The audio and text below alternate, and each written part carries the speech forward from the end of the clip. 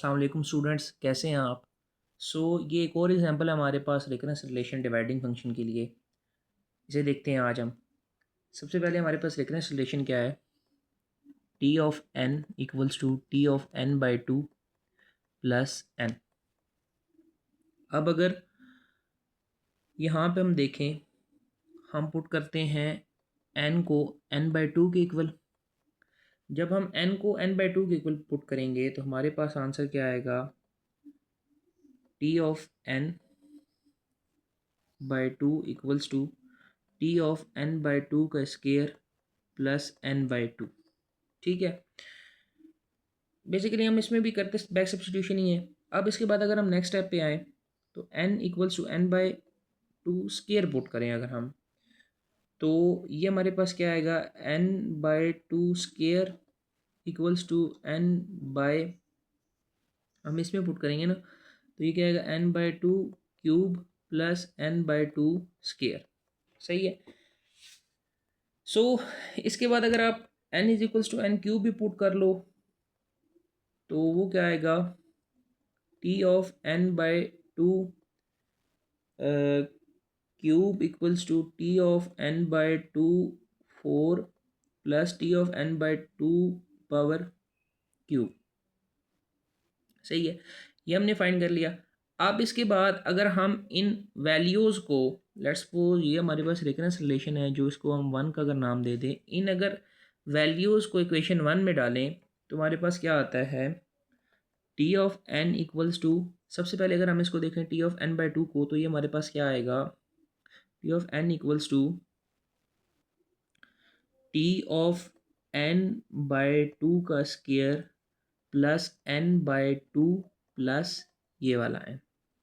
इसके बाद अगर हम नेक्स्ट स्टेप में जाएं, एन बाई टू का स्केयर की वैल्यू को पुट करें तो ये हमारे पास क्या आता है? T of N equals to T of N by two का cube plus N by two का square plus N by two plus N.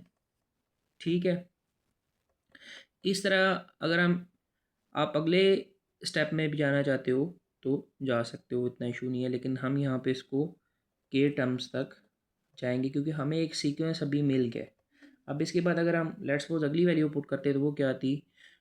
T of N by two का टू की power four plus N by two का cube plus N by two का square plus N by two plus N. ठीक है, तो हमने उस वहाँ तक गए नहीं, हम पहले इसको इसको के टर्म्स तक ले गए। तो अगर हम यहाँ पे इसको के टर्म्स के साथ रिप्लेस करें, T of N equals to T of N by two power k plus N by two की power k minus one plus n की पावर टू, एन टू की power k minus two plus up to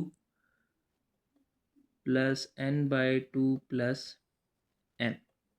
ठीक है, यहाँ पे हम क्या करते हैं? यहाँ पे हम n equals to n by two k equals to one कर लेते हैं और ये हमारे पास क्या आएगा? N is equals to two two k जाएगा और यहाँ पे लॉग एन इक्वल्स टू हम के कर लेते हैं।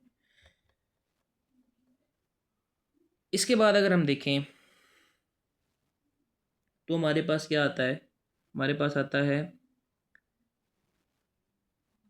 T of N equals to T की पावर टी इंटू वन, ये n of k equals to one है तो हम इसको वन लिख लेंगे, प्लस एन को हम यहाँ पे कॉमन ले लें अगर ये आता है वन ओवर टू की power k minus one plus one over two की power k minus two plus up to one over two plus one.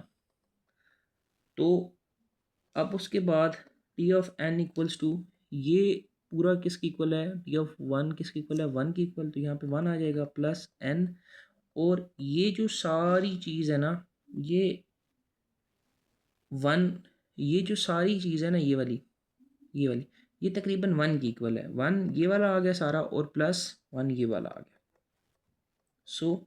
इसके बाद इसका क्या आएगा? One plus n into two, तो इसको हम ये भी लिख सकते हैं 1 + 2n, 1 + 2n भी लिख सकते हैं। अब अगर इसके बाद इसकी टाइम कॉम्प्लेक्सिटी की बात करें तो इसकी टाइम कॉम्प्लेक्सिटी हमारे पास क्या आती है कि हम कांस्टेंट को रिमूव करते हैं और जो हमारे पास बिगर टर्म होती है हम उसको लिख देते हैं। जैसे अब कांस्टेंट को रिमूव करें तो हमारे पास बिगर टर्म क्या बचती है, एन ही बचती है, तो हम लिख देंगे। तो इसकी टाइम कॉम्प्लेक्सिटी क्या आती है, एन। सो ये एक और एग्जांपल थी रिकरेंस रिलेशन डिवाइडिंग फंक्शन के लिए। Thank you.